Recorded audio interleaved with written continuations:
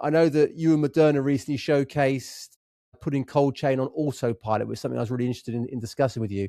So can you talk us through that case study and the key learnings and what it actually was? Yeah, so I think Moderna is actually one of our, more publicly facing customers that we have public mediums where we discuss maybe our joint success together. They were seeking a best-in-class visibility and quality control tower. They were actually one of those examples that did end up going through a pretty robust RFP process. And through that RFP process, they did something very unique for the time.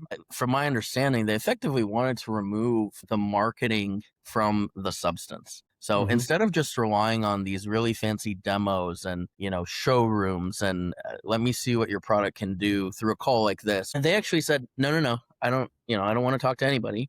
Give us access to your platforms for, 2 weeks.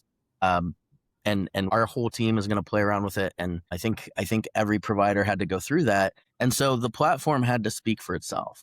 And also through that platform, we actually had to onboard their actual data, some of their data into our platforms. What they're looking at is essentially what they would see when they roll the platform out. And that enabled them to separate, I think, what's real from what's not. And Hmm. obviously the rest is history.